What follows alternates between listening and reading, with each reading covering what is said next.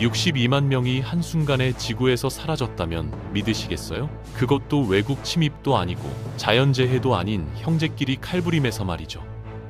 이게 바로 1860년대 미국에서 벌어진 일이에요. 미국 남북전쟁이라는 이름으로 말이죠.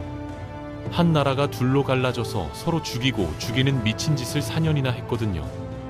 그런데 정말 이 모든 참극이 단순히 노예를 부릴 권리 때문에 벌어진 것일까요? 사실 그 뒤에는 돈과 권력, 그리고 완전히 다른 삶의 방식을 가진 두 세력 간의 충돌이 숨어 있었어요. 또 과연 그게 전부였는지 이 미친 이야기를 차근차근 들려드릴게요.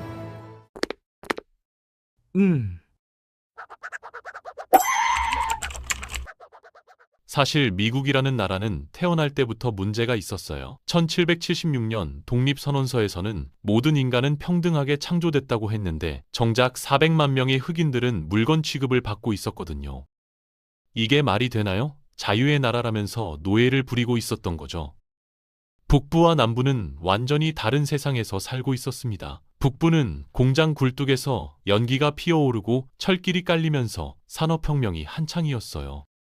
반면 남부는 끝없이 펼쳐진 목화밭에서 흑인 노예들이 새벽부터 밤까지 일하는 농업지역이었죠. 완전히 다른 두 개의 나라가 억지로 하나의 국기 아래 묶여있는 상황이었거든요. 진짜 문제는 서부로 영토가 확장되면서 터졌어요. 새로운 땅을 얻을 때마다 똑같은 질문이 반복됐거든요. 이 지역이 노예를 허용할 건가, 금지할 건가? 이게 단순한 질문이 아니었어요. 의회에서 과반수를 차지하는 쪽이 나라 전체의 운명을 좌우할 수 있었거든요. 그래서 정치인들은 계속 임시 방편만 내놓았습니다. 1820년 미주리 타협안으로는 북이 36도 30분선을 기준으로 위는 자유주, 아래는 노예주로 나눴어요. 1850년에는 또 다른 타협안이 나왔죠. 하지만 이런 식으로는 근본적 해결이 안 됐거든요. 마치 터져가는 수도관에 테이프만 계속 붙이고 있는 격이었어요. 그러다가 1854년 캔자스 네브래스카 법이 나왔는데 이게 진짜 폭탄이었어요. 주민들이 직접 투표로 노예제 여부를 결정하자는 내용이었거든요. 그러자 양쪽에서 무장한 사람들이 캔자스로 몰려들기 시작했습니다. 미주리에서는 보더 러피언이라는 무장 갱단들이 선거 때마다 넘어와서 투표함을 장악했고, 북부에서는 헨리 워드 비처 목사가 무기를 성경책 상자에 숨겨보냈어요. 사람들은 이 총을 비처의 성경이라고 불렀죠. 결국 1856년 피에 캔자스라는 참극이 벌어졌습니다. 존 브라운이라는 광신도가 포타와토미 강에서 노예제 지지자 5명을 도끼로 잔혹하게 살해한 거예요. 이 사건으로 남부 사람들은 북부인들이 모두 테러리스트라고 확신하게 됐죠. 상황은 더욱 악화됐어요. 1857년 드레드 스쿶 판결에서 연방대법원은 흑인은 미국 시민이 될 수 없다고 선언했거든요. 북부는 완전히 분노했고 남부는 승리감에 도취됐어요. 그리고 1859년 존 브라운이 다시 등장했습니다. 이번엔 하퍼스 페리 연방 무기고를 습격해서 노예 봉기를 일으키려 했거든요. 그리고 1860년 운명의 대선이 다가왔습니다. 이때 등장한 인물이 에이브러햄 링컨이었어요.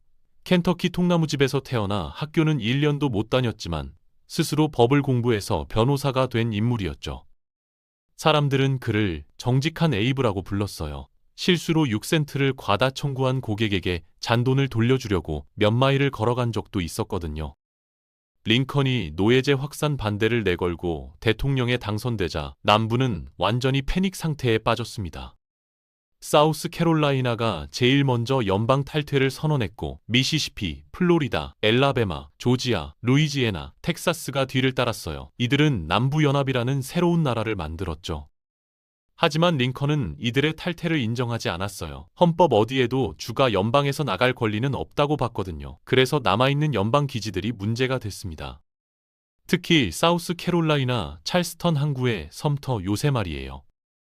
링컨은 정말 조심스럽게 행동했어요. 총이나 탄약 대신 식량만 보내려고 했거든요. 마치 배달 음식 주문하듯이 말이죠. 하지만 남부연합은 달랐습니다. 1860년 4월 12일 새벽 남군이 섬터 요새에 포격을 시작했어요. 34시간 동안 대포 소리가 찰스턴 항구를 뒤흔들었습니다. 신기하게도 이 전투에서는 아무도 죽지 않았지만 전쟁은 시작됐어요. 링컨이 7만 5천 명의 의용군 소집을 명령하자 버지니아, 아칸소, 테네시, 노스캐롤라이나까지 남부연합에 합류했거든요. 특히 버지니아의 가입은 남부연합에게 엄청난 선물이었습니다. 바로 로버트 이일이라는 최고의 장군을 얻게 됐거든요. 리는 웨스트포인트를 2등으로 졸업한 엘리트 군인이었고 링컨이 실제로 북군 사령관 자리를 제안했을 정도였어요. 하지만 리는 거절했습니다. 개인적으로는 노예제에 반대했지만 고향 버지니아를 배신할 수는 없다는 이유였죠. 초기에는 양쪽 모두 전쟁이 금방 끝날 거라고 생각했어요. 1861년 7월 불런 전투 때는 워싱턴 시민들이 피크닉 바구니를 싸들고 구경하러 올 정도였거든요. 하지만 토마스 스토너월 잭슨이 이끄는 남군이 북군을 완전히 박살내면서 현실을 깨달았죠. 이건 몇 달로 끝날 전쟁이 아니었어요. 1862년 들어서면서 진짜 지옥이 시작됐습니다. 서부에서는 율리시스 그랜트라는 무명 장군이 등장했어요. 이 사람은 다른 북군 장군들과 완전히 달랐거든요. 테네시의 헨리 요새와 도넬슨 요새를 연달아 점령하면서 남군 사령관에게 이렇게 말했어요. 무조건적이고 즉각적인 항복 외에는 받아들일 수 없다.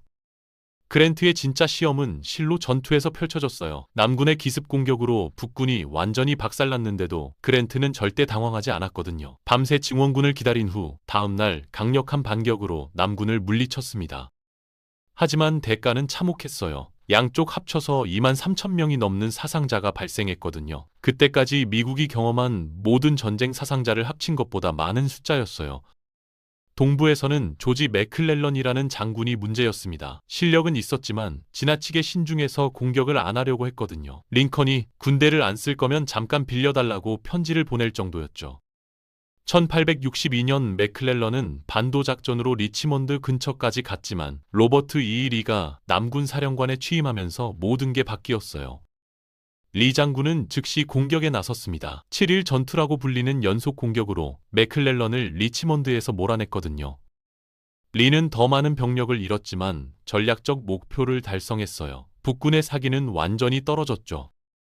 승리에 고무된 리는 북부 침공을 결정했습니다. 1862년 9월 메릴랜드로 진격했는데 그때 믿기 어려운 일이 벌어졌어요. 북군 병사가 우연히 리 장군의 작전 계획서를 발견한 거였거든요. 맥클렐런은 말 그대로 상대방의 카드를 다 보고 게임할 수 있게 됐죠. 그리고 1862년 9월 17일 엔티덤에서 미국 역사상 가장 참혹한 하루가 벌어졌습니다. 북군이 옥수수밭을 가로질러 공격했고 선큰 로드에서는 시체가 겹겹이 쌓였어요. 한 생존자는 시체를 밟고 걸을 수 있을 정도였다고 증언했거든요. 하루 종일 계속된 전투에서 2만 3천 명이 넘는 사상자가 발생했습니다. 엔티덤은 표면적으로는 무승부였지만 전략적으로는 북군의 승리였어요. 리의 북부 침공이 좌절됐고 영국과 프랑스의 남부연합 승인도 무산됐거든요. 링컨은 이 기회를 놓치지 않고 노예 해방 선언을 발표했습니다. 1862년 9월 22일 예비 선언이 나왔고 1863년 2월 1일부터 반란 지역의 모든 노예를 해방시키겠다고 했어요. 물론 실제로는 당장 한 명도 해방시키지 못했지만 전쟁의 성격을 완전히 바꿨거든요. 이제 이 전쟁은 연방 보존이 아니라 인간 해방을 위한 성전이 된 거였어요. 흑인들도 대거 북군에 합류했습니다. 약 20만 명이 노예 해방을 위해 싸웠고 유럽 열강들도 더 이상 노예제를 지지하는 남부를 공개적으로 도울 수 없게 됐어요. 1863년은 정말 중요한 해였습니다. 리 장군이 다시 한번 북부 침공을 시도했는데 이번엔 펜실베이니아가 목표였거든요. 7만 5천의 남군이 게티스버그 근처에서 북군과 마주쳤고 링컨은 조지 미드를 새 사령관으로 임명했어요.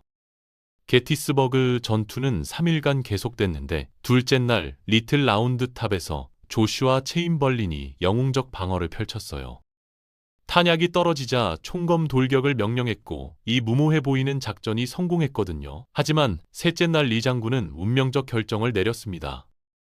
피키트의 돌격이라고 불리는 정면 공격을 명령한 거예요. 12,000명의 남군이 1마일 넓은 평야를 가로질러 북군 중앙을 공격했는데 루이스 아미스테드 장군은 실제로 북군 진지에 도달했지만 그게 남군이 도달할 수 있는 가장 먼 지점이었어요. 게티스버그에서 5만 명이 넘는 사상자가 발생했고 리 장군은 모든 게 내 잘못이다라고 중얼거렸습니다. 이 패배로 남부연합은 다시는 전략적 공세를 취할 능력을 잃었어요.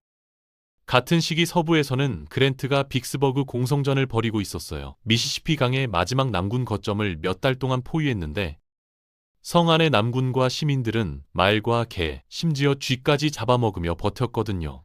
하지만 결국 1863년 7월 4일 항복했습니다. 게티스버그와 빅스버그의 승리로 전세가 완전히 기울었어요. 링컨은 그랜트를 전체 북군 사령관으로 임명했고 그랜트의 전략은 간단했습니다. 동부에서는 리를 계속 압박하고 서부에서는 윌리엄 셰르먼이 남부 심장부를 파괴한다는 계획이었거든요. 1864년부터 그랜트와 리의 마지막 결전이 시작됐습니다. 윌더니스부터 스포트 실베이니아, 콜드하버까지 연속된 혈전이었어요. 그랜트는 매번 엄청난 손실을 입었지만 절대 후퇴하지 않았거든요. 대신 계속 남쪽으로 이동하면서 리를 피터스버그에 고립시켰어요. 북부 언론들은 그랜트를 도살자라고 비난했지만 링컨은 그를 믿었습니다. 이 사람을 놓칠 수 없다. 그는 싸우는 사람이다 라고 말했거든요. 한편 셰르먼은 1864년 여름 애틀랜타를 향해 진격했어요. 9월에 함락시킨 후 링컨에게 애틀랜타가 우리 것이 됐습니다라는 전보를 보냈죠. 이 승리는 링컨의 재선에 결정적 역할을 했습니다. 셰르먼은 거기서 멈추지 않았어요. 11월부터 바다를 향한 행군을 시작했거든요. 6만 명이 60마일 폭으로 조지아를 가로지르며 철도를 파괴하고 공장을 불태웠습니다. 이건 단순한 군사작전이 아니라 남부의 전쟁 의지를 꺾기 위한 심리전이었어요. 셰르먼은 전쟁은 지옥이다. 더 잔혹하게 만들수록 더 빨리 끝날 것이다 라고 말했거든요. 12월 사바나에 도착했을 때 링컨에게 크리스마스 선물로 사바나 시를 드립니다라는 전보를 보냈습니다. 1865년 초 상황은 절망적이었어요. 리의 군대는 굶주렸고 탈영병이 속출했으며 탄약도 바닥났거든요. 4월 2일 피터스버그가 함락되고 이어서 리치먼드도 점령됐습니다. 남부연합정부는 수도를 버리고 도망쳤는데 그 과정에서 창고에 불을 지르는 바람에 리치먼드가 대화재에 휩싸였어요. 리 장군은 3만 명의 잔존 병력과 함께 서쪽으로 도망쳤지만 그랜트의 포위망은 완벽했습니다. 모든 도로가 차단됐고 더 이상 갈 곳이 없었거든요. 1865년 4월 9일 아포메톡스 법원에서 리 장군은 그랜트에게 회담을 요청했어요. 두 장군의 만남은 극명한 대조를 보였습니다. 그랜트는 진흙투성이 야전복을 입고 있었고 리는 최고급 예복을 차려입었거든요. 하지만 그랜트가 제시한 조건은 놀라울 정도로 관대했어요. 남군 장병들은 가석방되어 집으로 돌아갈 수 있고 처형도 반역죄 기소도 없다는 내용이었습니다. 리 장군이 마지막으로 부탁했어요. 우리 병사들이 며칠째 굶고 있습니다. 그랜트는 즉시 이 옛 명분의 식량을 보내라고 명령했거든요. 두 사람이 악수를 나누면서 미국 역사상 가장 비극적인 전쟁이 끝났습니다. 하지만 비극은 여기서 끝나지 않았어요. 1865년 4월 14일 리 장군 항복 단 5일 후에 믿을 수 없는 일이 벌어졌거든요. 링컨 대통령이 포드 극장에서 우리의 미국 사촌이라는 연극을 관람하던 중 남부연합 지지자 존 윌크스 부스가 대통령석에 몰래 들어가 링컨의 뒤통수에 총을 쏴 암살한 거예요. 국가를 재건하고 치유해야 할 지도자가 승리의 순간에 목숨을 잃은 거였어요. 남북 전쟁의 결과는 엄청났습니다. 62만 명이 넘는 사망자, 파괴된 남부 경제, 400만 명의 해방된 노예들. 하지만 무엇보다 미국이라는 나라 자체가 완전히 바뀌었어요. 전쟁 전에는 유나이티드 스테이츠라고 복수형으로 불렸지만 전쟁 후에는 유나이티드 스테이츠 이즈라고 단수형이 됐거든요. 이제 미국은 진정한 의미의 하나의 국가가 됐습니다. 링컨이 게티스버그 연설에서 말했듯이 국민에 의한, 국민을 위한 정부를 새롭게 탄생시킨 거였어요. 비록 그 과정이 피로 물들어졌지만 미국은 더 완전한 연방을 향해 한 걸음 나아갔거든요. 하지만 아직도 해결되지 않은 문제들이 많아요. 인종 갈등, 지역 간 경제 격차, 연방 정부와 주 정부 간의 권력 분배 문제는 여전히 미국 정치의 핵심 쟁점이거든요. 어떤 면에서 보면 남북 전쟁은 아직도 다른 형태로 계속되고 있는지도 모르죠. 그래도 분명한 건 이 전쟁을 통해 미국이 완전히 새로운 나라로 거듭났다는 거예요. 처음에는 단순히 연방을 보존하기 위한 전쟁이었지만 점차 노예제 종식이라는 더 큰 목표로 발전했거든요. 링컨조차 초기에는 연방을 구하기 위해 노예제를 유지해야 한다면 그렇게 하겠다고 말했지만 결국 모든 인간은 평등하다는 건국 이념을 실현하는 방향으로 나아갔어요. 62만 명이 넘는 희생자들이 헛되이 죽지 않도록 더 나은 나라를 만들어가야 한다는 사명감을 남긴 거였거든요. 형제가 형제와 싸웠던 그 참혹한 4년은 끝났지만 그때 흘린 피와 눈물은 오늘날까지도 미국이라는 나라의 DNA에 새겨져 있어요.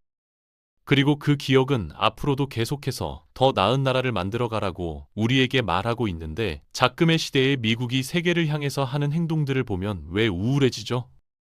구독과 좋아요는 좋은 영상으로 돌아옵니다. 감사합니다.